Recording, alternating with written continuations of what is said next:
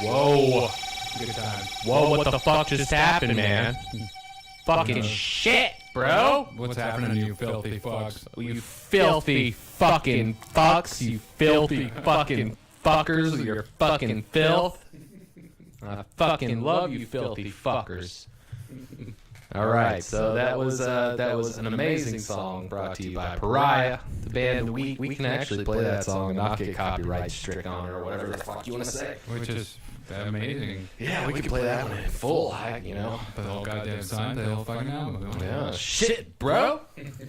That was Pariah, Which is the most amazing something band. that we happen to be 2/4 of, or half if you like fraction. Half of Pariah is here today as a band that we participated in together. It was a great time in my life. I'm just going to go ahead. I'm going to do this little intro here. Whatever. Anyways, Pariah was super important to me. At the time, my main band was kind of in the air and on an unknown trajectory as far as the people in the band. I didn't know how faithful they were to the band in general. That was my main band at the time. I think we all had different goals and reasons for being in Pariah, but it wasn't necessarily to get better at our craft. Or my other band. I'm sorry, I totally messed that word up right there. I'm reading from a script here. I'm sorry, guys. Fucking shit. But yeah, my other band, we had different goals, right? Not everybody was in it for the right reasons. For me especially, in that band, my old band, I was sure I was going to get super duper famous and be like balling like a G by the time I was 21. Which totally happened. Yeah, that totally happened. I was super famous in my band, Epiphany. Epiphany went real far. We had one live recording from The Money and Rock Hill. So super big band. We did fucking super awesome, okay? We covered Eye of the Tiger. With Pariah, I had a chance to start with new musicians, new people that took what they did seriously as far as I was concerned. Even though later we would all find out that we weren't as serious as we thought. Rhett, the guitar player for Pariah, was and still is on a different level. I will say that for sure. That's why I would continue to play with him, and even though he did a lot of what I call musical masturbation, a lot of people who just want to fiddle dick around on their guitars and play real fast, I've seen... Or use a lot of effects and everything else. Right, and I've seen and heard sweeps and tapping since I was in my mother's womb, right? Like, I came out of my mother's womb listening to Eruption. I don't know if you've ever heard that track before. I'm sure you have. Good old Van Halen. Good old Van Halen track. So yeah, when I was, I'm pretty sure the doctors were listening to Eruption when I crowned. So some very interesting doctors. Definitely. When I hear someone playing guitar at their own, and their only motivation is speed, it kind of makes me cringe. But Rhett, he was different. He came with an idea that was undeniably creative, especially in our area, especially with our scene at our time, okay? People have been using loop stations to make solo acoustic acts more interesting, right? Like you got your Keller Williams, right? He used a loop station and various different acoustic kind of guys or whatever. But few people, especially in our area, were attempting to use a loop station with a full band, okay? This was new for us. Even if people were using loop stations, the most typical uses were fairly simple implementations. One or two loops as intros or outros would maybe consist of minimalist additions by other band members. Pretty simple. This is where Rhett and Pariah did things completely different. Instead of using a few loops as intros, we centered most of our songs around these extravagant loop structures and attempted to maintain the tempo throughout these sections. And I add too that the main difference between that and what was going on in the scene at the time was that we didn't have two guitarists. It was just a one guitarist. So one guitar with a fucking loop station. Yeah. Yeah, that was like, I still get chills about it. But we would try to have differing or odd time signatures that would stack as the loop continued as well. So these weren't just simple, I'm going to play this loop and then we're going to finish it. It was like trying to have like 5 guitars in one band sometimes. So, you know, as symphony of guitar. Yeah, exactly, which was amazing, which made the keeping of time even more important, right? Trying to keep time with a bunch of loops on guitar loops is kind of differently. We definitely had to be rigid with the tempo through many of the songs, and as the loops would build and the intensity increased to a nice crescendo, we would do a complete 180 in terms of structure and dissolve into an all-out post-rock sludge metal improvisation that could turn into a straightforward composition like we would normally do, or a 10-minute jam that put us into a song we've never played before. Eventually leading back into a predetermined outro piece generally. This is why I think Pariah was one of my favorite bands or groups to play in.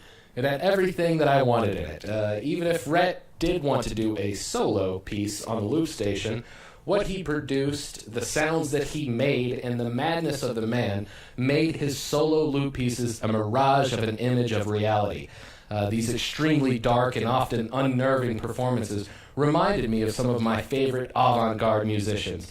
People often forget that there are extremes of extremes in music. People think they have reached the edge of what they consider music, only to roll over and find Phantomus or G.G. Allen or Sonic Youth, who probably got the closest to making noise accepted in pop music. Maybe Aphex Twin's more glitchier stuff off-the-cuff tracks. Or maybe certain persons got to the point that they could listen to shitty-sounding cassettes of obscure European black metal bands and still hear the magic. Maybe certain persons use that as their inspiration for their own shitty recordings. That person being me. When you listen to Pariah, you will hear an unmistakable sound of some little shit that doesn't know anything about recording, but my only goal was to capture the magic of the moment. Sure, the recording sounded absolutely horrible. I will be the first to admit it. But at the time, I was listening to, there was various black metal bands who had garage tapes or basement tapes or whatever you want to call them. And I would still listen to those and be just as impressed as any other band that I listened to. Like, what's his name? Vlad Vegan? The guy from...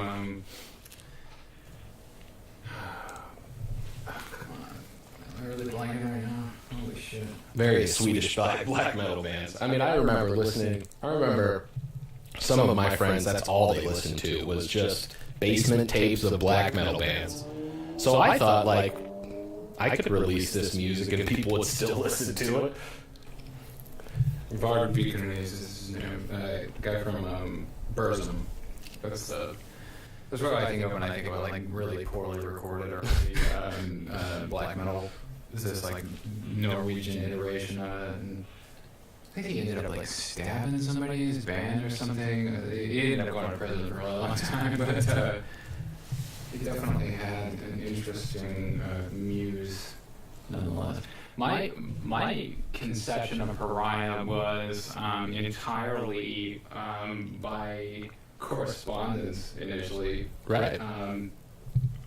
I was going to school in D.C. in 2006, and the majority of what I was doing with the band basically involved me being sent various instrumental recordings in order to try to have some semblance of vocal placement, and then go from there to actually coming back to Charlotte on the times that I was around here.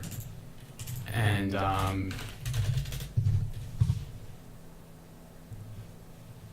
yeah, it's still here somewhere. So really, I fucking looked recently. That's where I got all the. I got a bunch of pictures from it. Oh wow! I'll put a bunch of in the first podcast we did at the very end of it when I played that Pariah. I got a bunch of the pictures off of the MySpace or whatever. But I mean, even the name of the band was originally conceived because we felt like a majority of the people in it, if not all of us, were sort of marginalized by the scene that existed at the time. And I mean, to go into, again, the main reason for what we want to do with this podcast, although this episode is definitely going to be a little bit more tailored toward an idea of who we are as individuals, just to give a personal idea of where we're coming from and why we associate with one another. But I was confronted from a very young age, although I, obviously wasn't raised in the scene, but my conception of the scene was from it's been like 12. Control Alt Delete, bro. Oh, it was before that. This was like Prayer for Cleansing and Undying and Azazel and all these other North Carolina bands that were Fucking Prayer, dude. amazing to me. But Prayer. Hopesfall, for that matter. All the guys in Hopesfall still lived down the street from the former drummer, current drummer. They just got back together. But the point of all of that is that I was still confronted with this ideological thing on a pretty regular basis without ever really realizing what it was. Because, I just wanted to be a part of something because I didn't feel as if I was a part of regular society. And I started to get into this, and I saw, in the scene, there's all these people with fucking big-ass X's on the back of their hands. And I thought, okay, well, this must be what is, acceptable. And all these guys with fucking X's on the back of their hands were in these, like, massive crews of fucking people that just associated with each other, basically. It's all it fucking boiled down to. They called themselves a crew, whatever the fuck that means. There was a crew called Southern Empire, which was a really big deal at the time. This is like right before the internet. This is like right at the turning point of the internet age. Yeah, and so the original conception of straight edge was Ian MacKay, who felt similarly marginalized by his own high school. And, Ian MacKay grew up with Henry Rollins. And so they're really good friends this entire time, and approaching their musical careers in very different ways. But Ian MacKay becomes a vocalist for a band called Minor Threat, and they kind of invent this idea, or at least just coin the term straight edge, to be a reaction to the drug and alcohol culture that they're bombarded with. And it's constantly, right? I mean, the drug and alcohol culture is fucking crazy. But my problem with it was actually kind of an opposite reaction to it, because I was, wanting to be a part of this. So I had to, be straight edge for whatever reason. And, all of my understanding of the punk, metal, hardcore scene, locally and otherwise nationally, was involved this idea of like abstinence from drugs and alcohol, and at the time promiscuity and a bunch of other stuff, which in itself is an inherently like constricting ideology. And I didn't fully understand. And the other part of it is veganism, which was a really major part of the Charlotte scene. I am vegan now. Well, I'm not vegan now, but I'm vegetarian now. And I have been for quite some time. But I mean, yeah, you've been keeping up the vegan thing for as long as I've pretty much known you. Not the reason I originally did it, which is the problem. Now I have, an idea of the factory farming industry that's actually, if it's not immoral, it's problematic, to say the least. And being realistic about that's important, but my idea of it is nothing more than just a fucking trend at the time. And so to go from that and to start to involve myself in bands from a really young age, and start doing vocals in different groups that recorded various fledgling recordings and played handfuls of shows here and there. Yeah, that's all I heard about John Russell before I met Andy was just kind of word of mouth. I mean, it was just kind of stories of concerts. The best part about this for me was being able to perform on a stage for, however many people. And there's just a certain amount of just exhilaration from being seen and being, heard and appreciated and that kind of thing. But then there's another part of it for me that was always the performance aspect of it. It was just being so fucking ridiculous, so crazy that people couldn't forget. Like, oh shit, dude, that guy's a fucking nut. Yeah, dude. And so, it was like, well, if they don't even really appreciate the fucking music part of it, then at least they'll fucking get a good show out of it. I'll do fucking ridiculous shit and just, they won't be able to forget it. That was my motivation for a long time. When I started to be disabused of my, more Christian upbringing, because a majority of this came from Christian hardcore, which was really a big deal at the time. And really, especially in Charlotte. I mean, in our area, I mean, if you were going to get into hardcore, your parents wanted you to listen to Christian hardcore. At the time, I didn't even realize that there was anything other than Christian hardcore. So this was like, 97, something like that. And so I started to really get fed up with a lot of what I saw as being either too intolerant or too dogmatic. And that caused me to start to question the straight edge thing and a lot of other stuff. Which in retrospect actually is a really, really good thing. But I, as a result of that happening, I did become involved in the drug and alcohol culture in my own high school. It was the opposite though, right? It's like everybody was saying straight edge. So immediately you were like, well, what's the opposite of that? Yeah, exactly. And so I got the typical round of consequences from that, being exposed to it at a young age, and then kind of. I don't know, it's not really being rescued because I definitely don't see it like that, but at least what my parents saw as me being kept from it. I was put into like a really charismatic Christian high school, and the funny thing about that is that the amount of drugs that I was exposed to when I was in a public high school was far less. Fairly minimal. Mm-hmm. And then when I get to this school where it's all the fucking people that have been kicked out or removed from these public schools specifically for that reason, and I was like, wow, this is the easiest fucking thing in the world. So yeah, I did more fucking drugs there than I did anywhere else. And eventually back and forth over and over again from that to abstinence to drugs again. And in and out of various bands doing vocals or whatever. And then I start to become my own person and find psychedelics to be like, even still at this point, to be some of the most incredible experiences that I've ever had.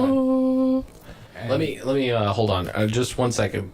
So I want to get back to the first time I heard about John Russell, okay? And this is from what I heard about John Russell. I can't remember what band you were in or whatever, but I heard that you put on this show where you pretty much you cocooned yourself in the microphone wire and like did various crazy things like that. That is my first, screaming into the microphone, completely constricted by the microphone wire, letting it pretty much choke you while you're screaming your fucking lungs off. That is the story that I heard of John Russell. I don't know if it's true or not, but that was just what I heard. I can confirm the truth of that story. That's a pretty common thing for me to do. Is that, and I would like swing the microphone, which was hilarious because the fucking sound guys would always lose their mind. You gotta fucking drop it. And I wouldn't drop it. I could catch it pretty quickly, but I actually became pretty adept at swinging the goddamn microphone. But yeah, the other thing I would do is strangle myself with it, that kind of thing. Oh, we fucking tortured those people at Tremont. I guarantee, the amount of shit that those people had to deal with. So fucking funny. Anyways, I'm sorry, I interrupted. Psychedelics. Wonderful psychedelics. The point of where I was going with that is that for me, in addition to the correspondence back and forth and having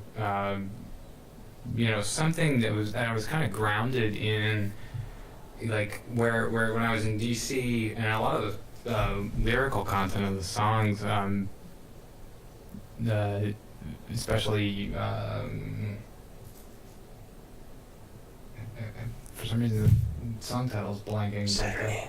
Which one? Yeah, that's it. Saturnine? The Saturnine Continuum.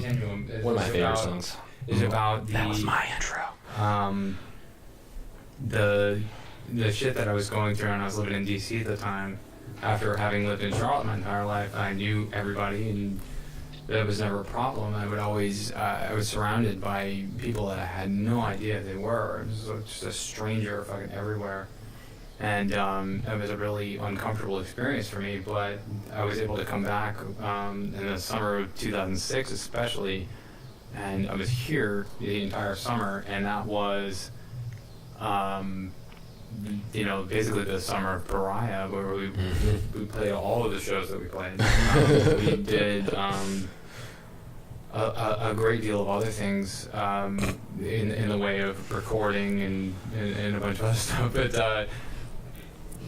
every show that I played with Pariah, I was on some form of psychedelic drug, and so that was a major contributor to what made the live performances so much fun for me. It was just an incredible experience all the way around. Although being on mushrooms and having to talk to the Rockingham Police Department is a pretty difficult situation all the way around. Although at the time you nailed it. Did not fucking care. You nailed it, dude. You were going to school for law. You had been practicing for that moment. It seemed like everything in your life had led up to that point where you were like, no, you cannot search us. Briefly, the whole point of the mention of Rockingham was, I think it would be great to have fucking Rob and Ray here today, because it'd just be a great conversation about that whole fucking situation. But oh shit! In Rockingham, North Carolina, which is a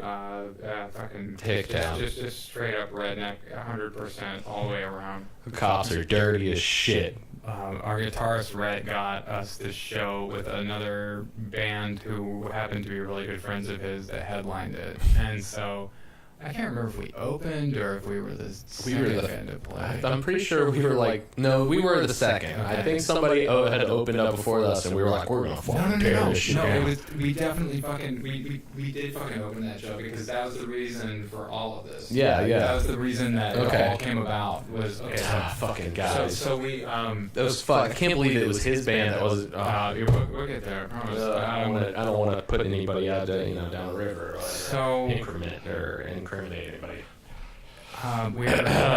We get there first. No other bands there. When we meet up, we were looking around this goddamn place. This is the Underground. I don't even know if it still fucking exists. It looks like a goddamn roller skating ring. It was. Upstairs, it was a roller skating ring. Upstairs was a rolling skating ring, and then downstairs, it looked like that because it was a roller skating ring. Downstairs where we played was the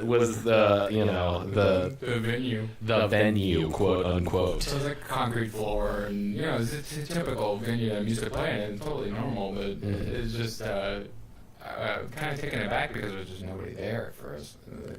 It was a bunch of kids. It was us and the sound guy, and then whoever the fuck else was there. It was like neighborhood kids that were just like lived there. They skated there on the weekends, and we kind of showed up and ruined their skate park, their fucking skating rink or whatever. And they just, we get in, and they're like, "Okay, you want to set up your shit?" And we're like, "Yeah, that's fine.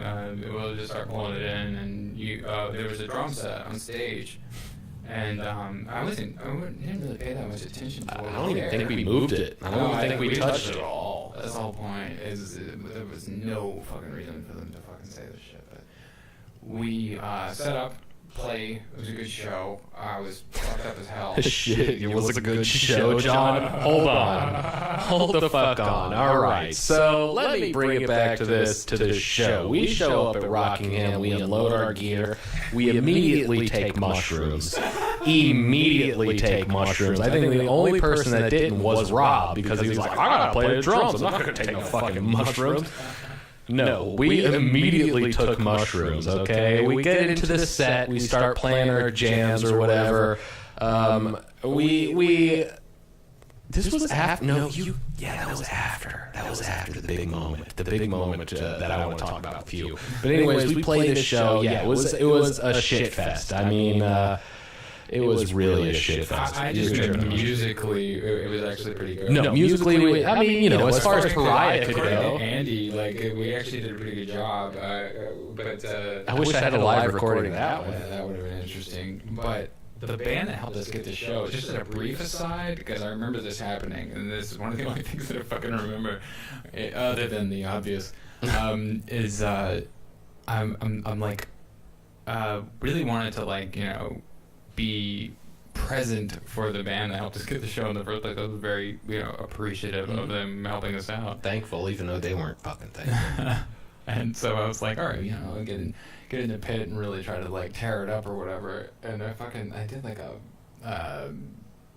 front handspring. Oh, that was what I was saving for. I was saving for that one. It was. I'm not sure which band it was. I don't think it was the main band, because I think it was after us. I think it was right after we got off the stage. We had got off the stage and smoked a little bit. I was more than just on mushrooms too. I had been drinking. He was drinking. You were drinking heavily. You were fucked up, and I was outside just kind of chilling, smoking pot or something like that. And next thing I know is 5 people come running outside, you better get John right now. You better get John right now, dude. Some shit just went down. I'm like, what the fuck happened? I go in there. There's girls holding her face and shit like that. And I have to ask Andy or somebody who isn't involved. I couldn't even ask you because I wasn't sure if you were going to give me the straight answer or not. So they said that John had pretty much back roundhouse kicked this girl in the face on accident.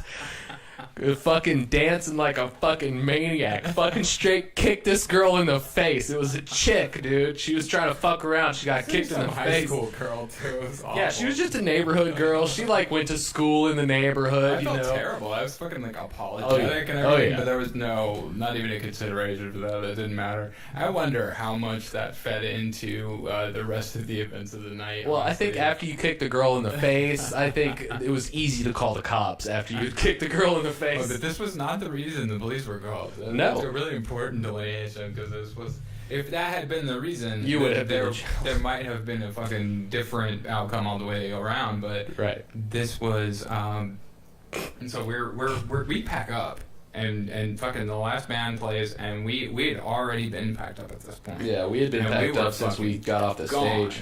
It was you and Rob in his car, right? And then me and Andy in mine. And then we were in Rhett's. No, Rhett drove separate. Rhett drove separate. There's an important part of that story. Very important part of that story.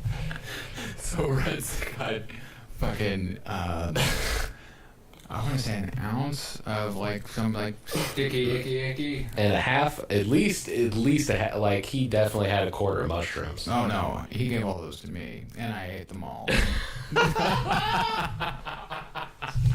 That was a good night, boys. No, that's what I'm saying. When they told us that we had to go back to... Okay, sorry. Oh, yeah. Myself. Rhett has an ounce of grow on him.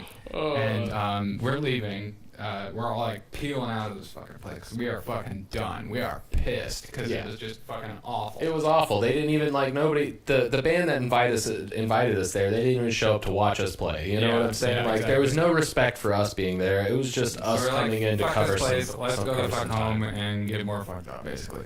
And we are as we're leaving.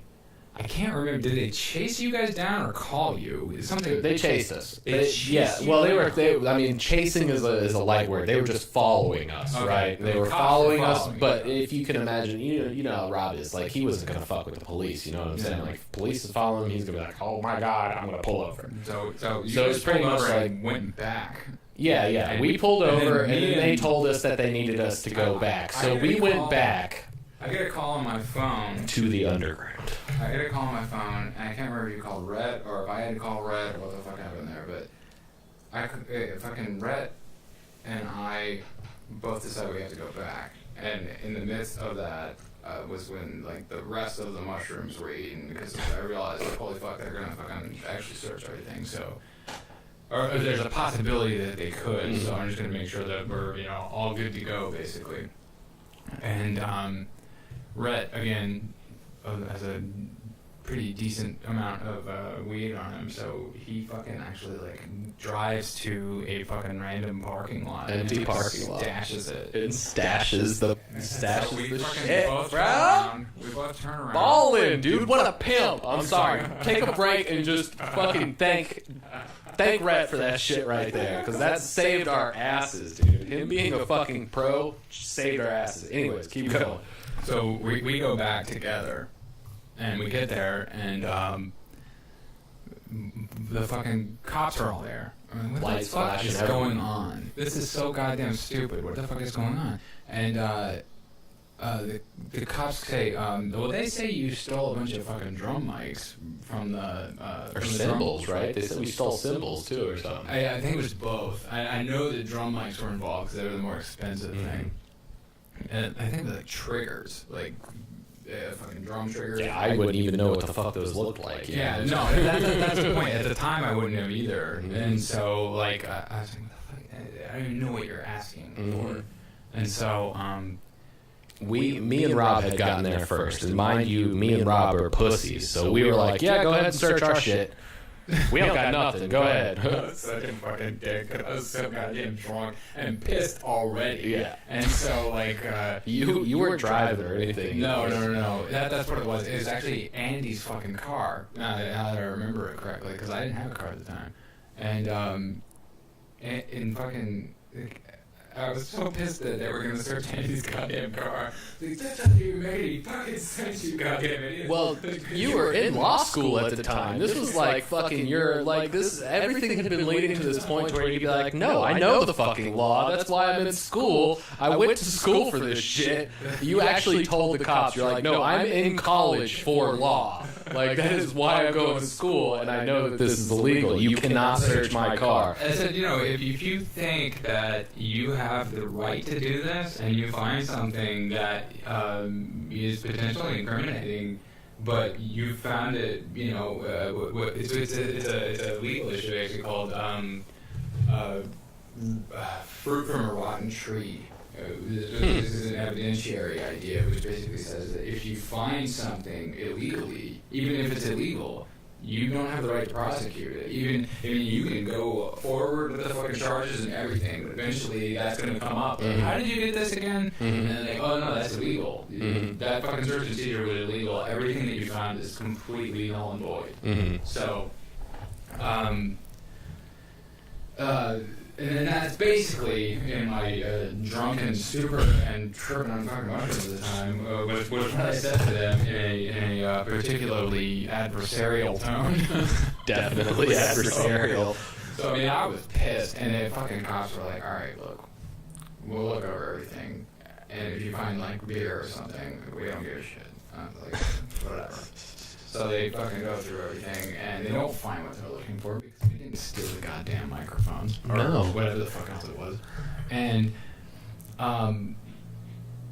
they let us fucking go. But before they let us go, I said, why exactly did you think this was necessary? What was it that made you think that we stole something? What did we do? And they said, oh, you left before you got paid.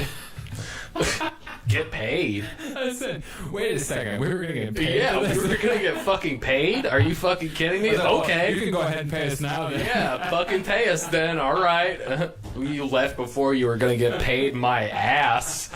Like, dude, we had never, we had left knowing there was no payment. This is it was a complete, false nonsense. Yeah, this is amateur bullshit. band from Charlotte, North Carolina. We're not getting fucking paid. I don't know if you guys know how it works in Charlotte, North Carolina, but you don't get fucking paid.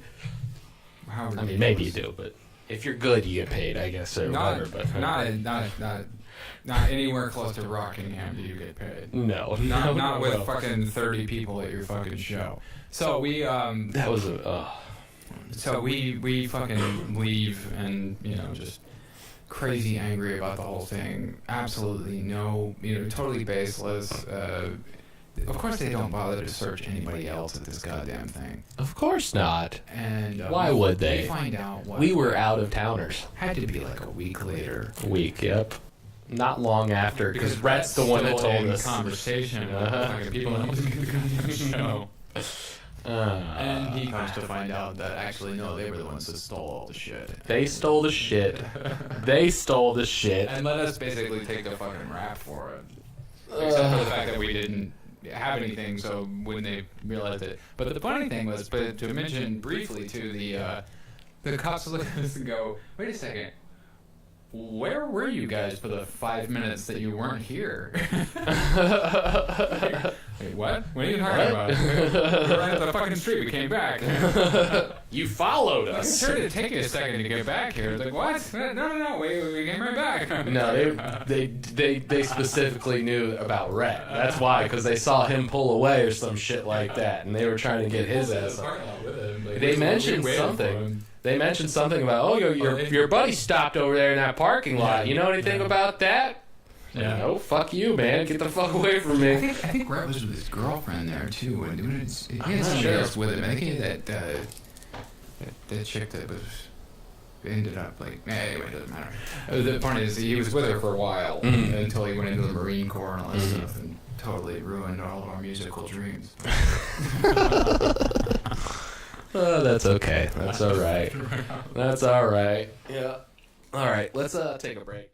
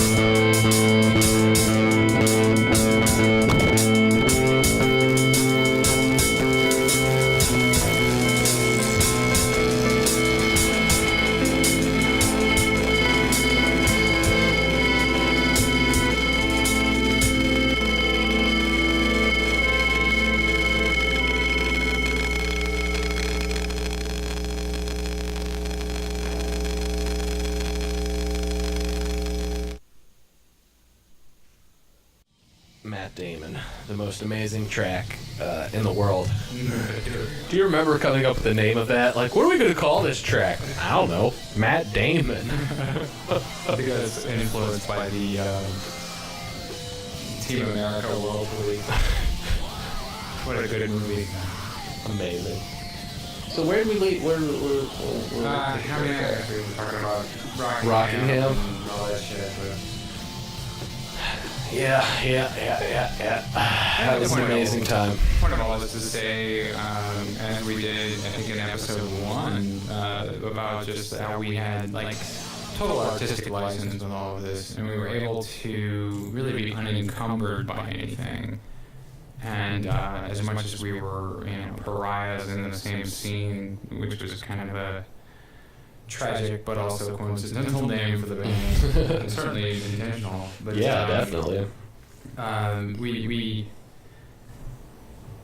were able to step outside of what was generally considered to be, metal or hardcore or whatever else was involved, and then do this like really awesome prog sort of almost jam band iteration of that same. You're welcome, by the way. That was my idea. To be like, oh, let's just fucking jam it, man. Fuck it. That's great. That's the best part about it is that even the recordings themselves wouldn't necessarily do justice because live we were able to just like vamp.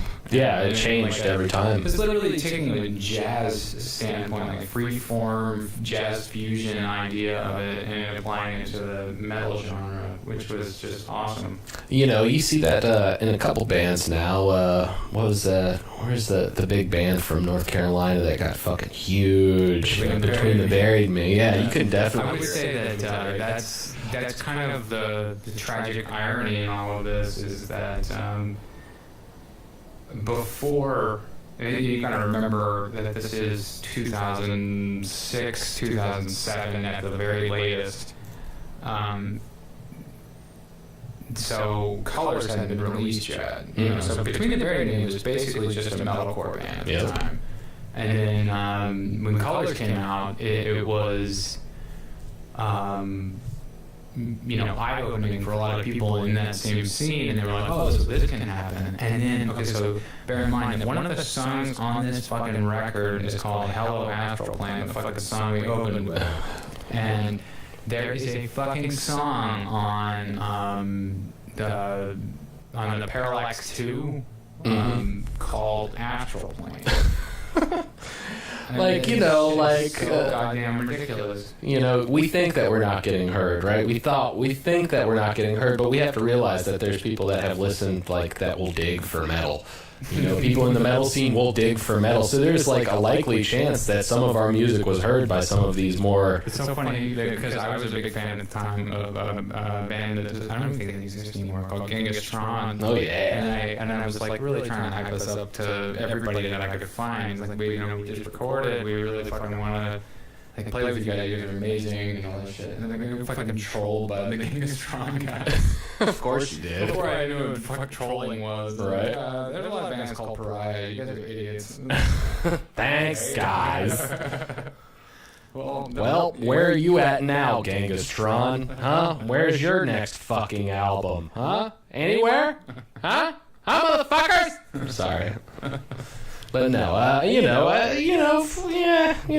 we did our own thing. It was different from the start of it. I mean, the fact that you got me involved in it, I'm not a metalhead. I was never a metalhead, I listened to like fucking Black Sabbath and shit. Spiker's probably the most metal last name I've ever heard. Thank you. I appreciate that. I definitely appreciate that. But it was definitely out of the box for me. The only reason I got involved was because of the unknown aspect of it, was the mystery of it. It was like this. There's definitely a lot of intrigue about it. Which Yeah. is what I like so much about it. The fact that Rob Van Ham was going to be playing drums, which I knew him originally as a drummer. You know what I'm saying? He eventually moved into guitar and singing, which he was great at too. Singing better than guitar. Sorry, Rob, but that's my personal opinion. What are you gonna do? I mean, fuck it. If he was standing right here, I would say the same fucking thing. It was the same thing I said to him till the very bloody fucking end. Okay, so either way, great voice could work on his guitar work. fucking amazing drummer, though. I mean, hands down, was taught by one of the best drum instructors in the area. Yeah, definitely even without saying, but definitely needs to be said as it's just the level of musicianship that was involved between Rhett and Rob for the band was phenomenal. I'd never picked up a bass before in my life before that point. So I'd done some keyboard work previous to that, and I've done a lot since then. But at the time, it was like really in like an earlier part of what I was trying to do, and it's been like it was an impetus to really start taking anything with keys seriously. But I was primarily a guitarist before that. So. Right. I mean, those key tones that you hear in that recording on Pariah, I mean, that was a Casio keyboard with a bunch of guitar pedals hooked up to it, pretty much. It was actually an electric piano.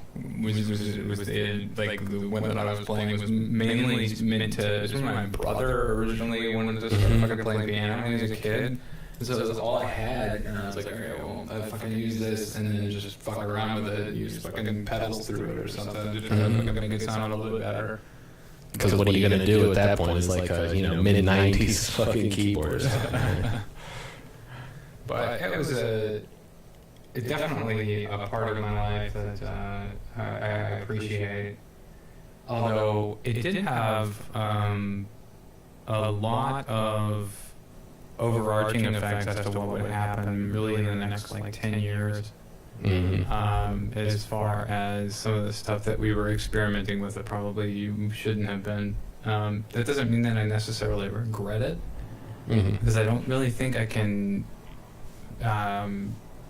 take that stance on life. I think that in the same way that what you do, the night prior as yourself, you see yourself right now as, I'm Ian, right? Tomorrow morning, when you wake up and you go, fuck, why did I drink so goddamn much? You're a different person technically, but you're still the same person, and you're looking at it, from a different point of view. Like, why did night Ian fucking do that shit? And yet, you're not really all that different. But right. I can't look back and say, oh, well, fucking 10 years ago, John was a fucking idiot. But, there were aspects of it that were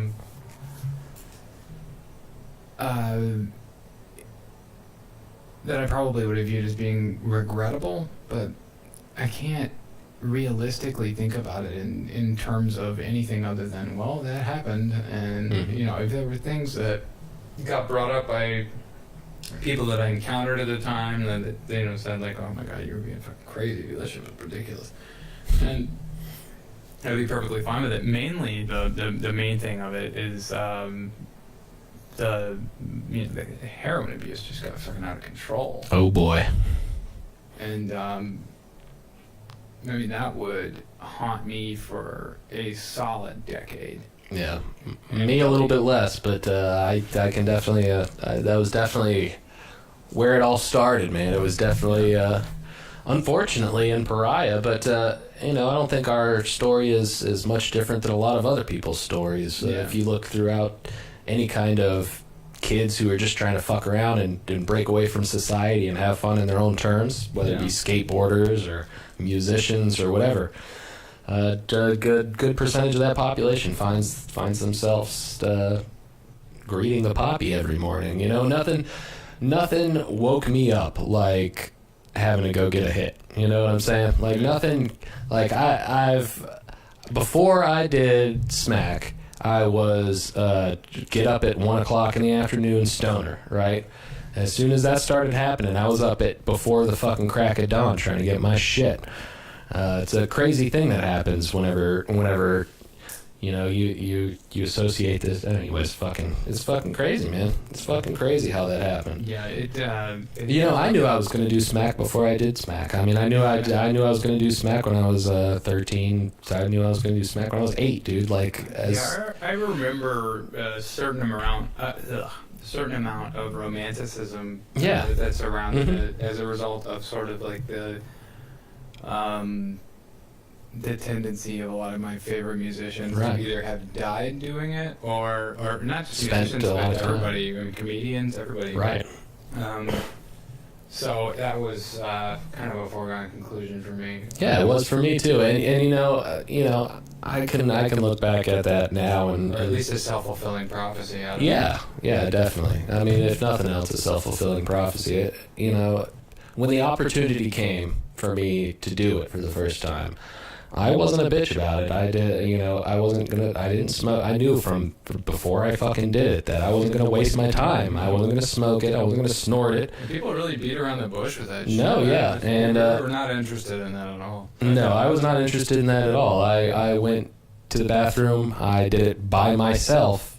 Nobody helped me do my first shot, and I wanted to do that because I knew that inside myself, if I had somebody else to blame for this, then it was going to take me a lot longer to get the fuck away from it. Before I did it, I knew that it was bad. Yeah. You know what I'm saying? There's sometimes knowing something bad isn't going to stop you from doing it, Yeah, absolutely. And it's definitely, aside from the discussion that we had earlier about, off the air, about neurology and whether or not that has a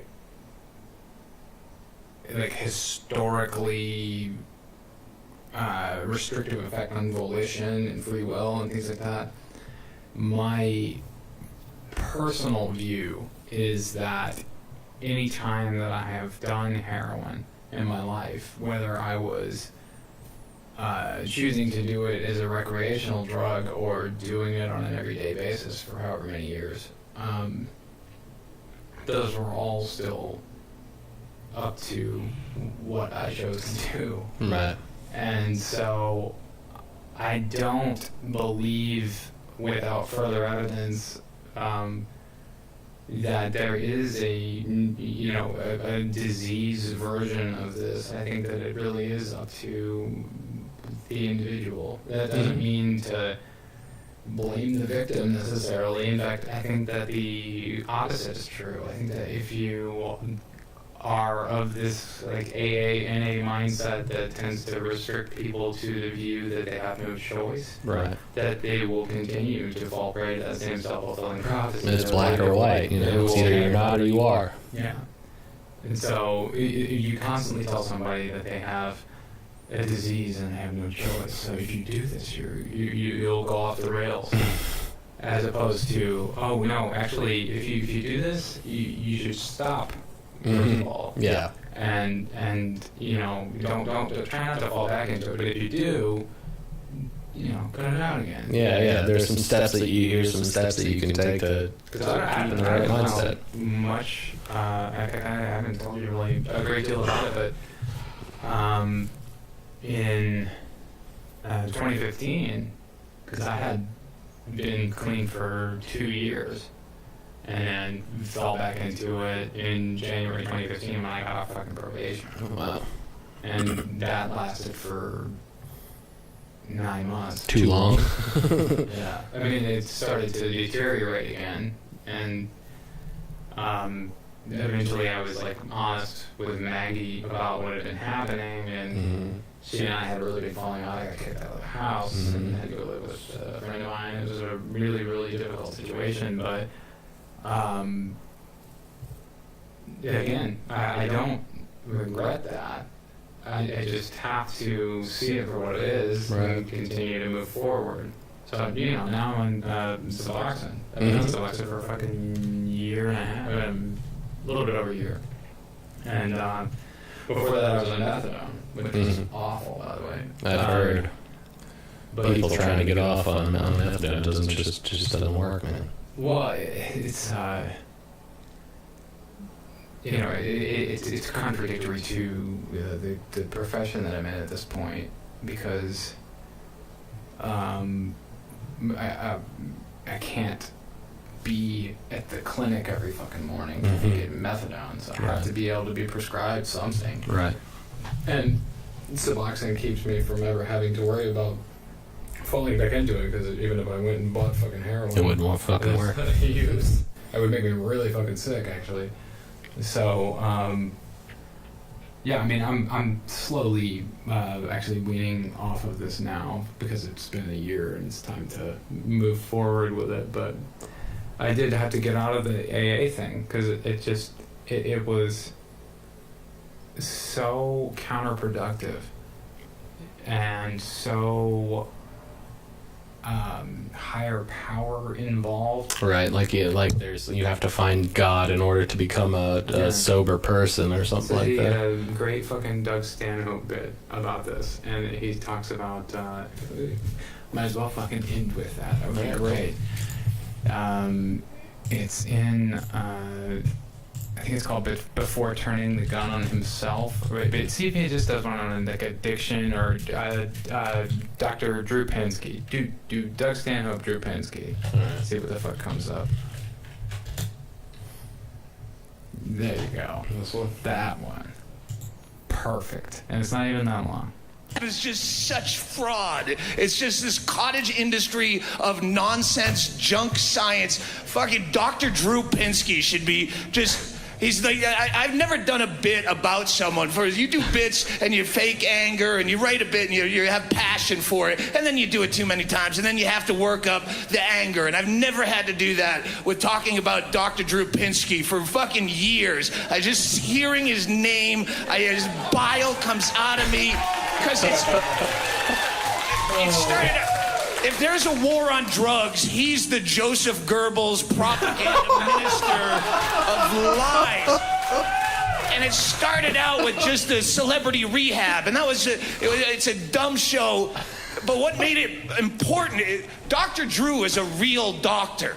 That's what you have to keep in mind. He's not a fake Dr. Phil. He's an actual, went to medical school, has a diploma over his desk, real doctor spreading this nonsense. And it started with celebrity rehab, which was a guilty pleasure. It was fun to watch. They'd, call in all these D-level celebrities, let them shake off the DTs for a couple of days with cameras in their faces 24/7.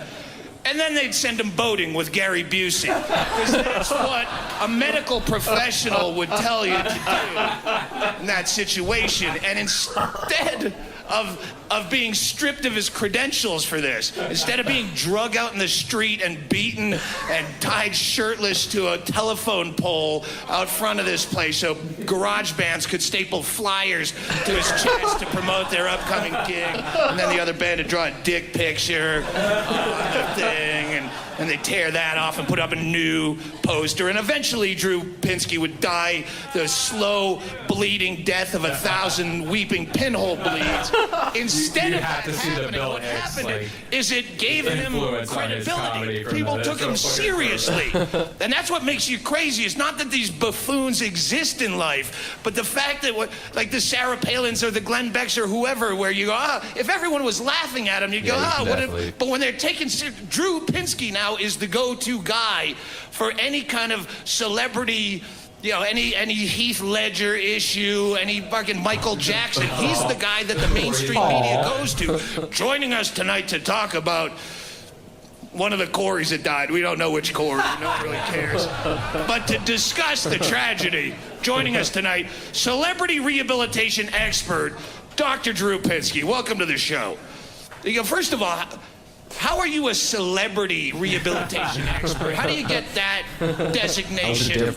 At what point in medical school did your professor pull you to the side? Drew, mirror a second, I want to talk to you. Listen, I've been watching you work. I've been watching you poke around the cadavers and do what you do with a smug look on your face. Did anyone ever tell you that you have a keen eye for the rich and famous? You should really go in that direction. I think you have a natural gift to be an ambulance chaser to the stars.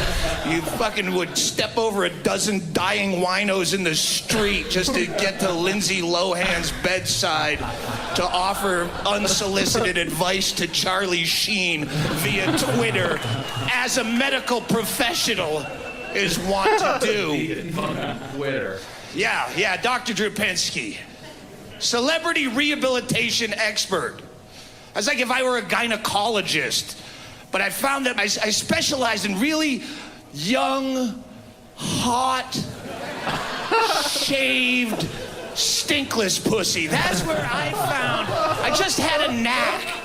It was like a gift from God. Just teenage Norwegian pussy is all I really work with anymore because I want to give back. I want to give of myself. You puddle of shit. And what they don't show you when they're treating this, remember, this is a deadly disease. Addiction. Here it comes again. Watch. Oh. This might look like a choice, but it's not. This is a deadly affliction. There's no such thing as addiction. I mean, on the most minor levels, there are, if you're a hardcore substance abuser, there is a physical addiction where you might need a medical detox for a few days so you don't seizure up and swallow your tongue. After that, it's done. Then it's a choice. It's right over. Back to a fucking choice. Without a doubt. There's no such thing as addiction. There's only things that you enjoy doing more than life. It's not just drugs and alcohol, fucking sex addiction, eat too much pie. Yeah, it's what you want to do. Eat too much pie. And what they don't show you in any of these shows is, well, what do you do with these people? You have all these shows exploiting shitheads. You know, Intervention. Intervention's an hour-long show, and 52 minutes of it is some fucking stumblebum being followed around by a camera, shitting his pants, and puking in trash cans, and losing his job. Because that's fun to watch. It really is. It's easily exploitable. That's why cigarettes are far more dangerous than anything that they show fucking Intervention, but you don't see that episode. There's not the cigarette. Because no one wants to watch 52 minutes of a guy going.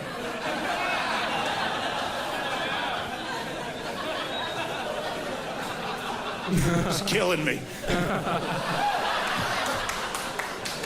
So they have to get the stumblebum, shitting his pants and knocking over the turkey at his Aunt Nancy's house on Thanksgiving morning because he's trying to drink her mouthwash. Because it's fun to watch. But what they don't ever show you is the cure. If these shows are supposed to be informational and educational, what the fuck do you do?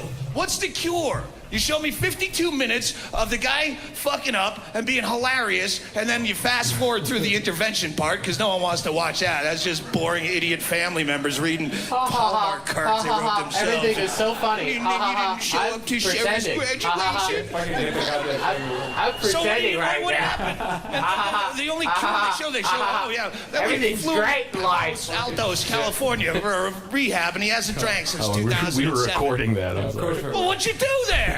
That might be a good focal point of the show, is the cure for this deadly disease. What is the cure, right. Dr. Drew? Tell me what you're going to do with Charlie Sheen if you get him. How do you fucking cure these people? All you do is show me, boating with Gary Busey. What's the cure? Well, we get him involved we put him in a rehab. Well, what do you do in the rehab? Well, it's a treatment. Well, what is the fucking treatment? Well, we get them involved in a program. Really stop with the buzzwords and tell me what exactly is the cure. Oh, the cure specifically is God. What? God. That's what you do. That's all they do. All these rehabs, all they do is funnel you into a 12-step program, AA and the like. And any 12-step program is a God-based program. It's like 7 of the 12 steps are about God and giving your life to God. You're a fucking medical doctor with a diploma over your desk. You treat one thing and one thing only, and the only cure you have for it is God. Even your religious friends do not want to hear about God during a medical diagnosis. It's the last word you ever want to hear from a doctor. God, doc, my fucking lymph nodes are swollen out of my neck. I look like a bullfrog. I'm shitting blood with clumps in it. I can't keep food down. Ooh, sounds like someone needs a higher power.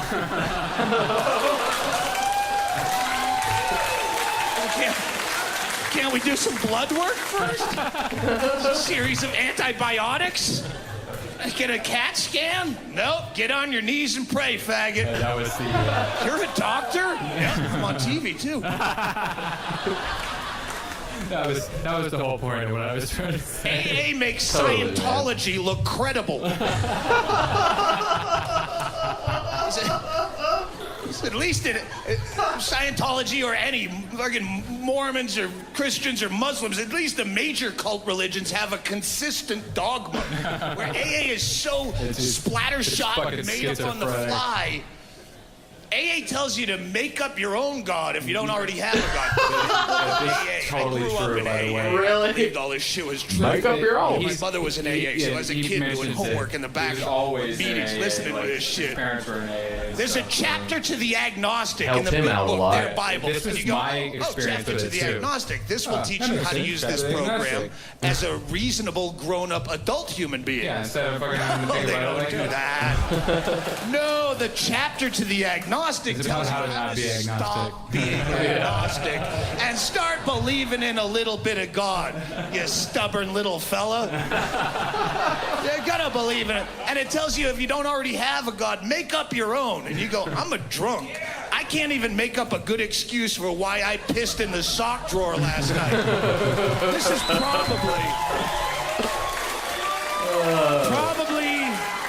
probably not a good time for me to be creating omnipotent deities that I will lay my life down before for the rest.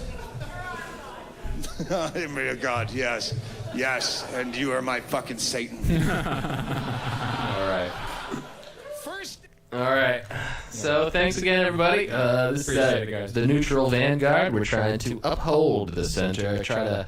If anybody talks shit about you coming up with a in the center idea, tell them to go fuck themselves. They absolutely know nothing about the reality of life and the fact that there isn't just one or two sides.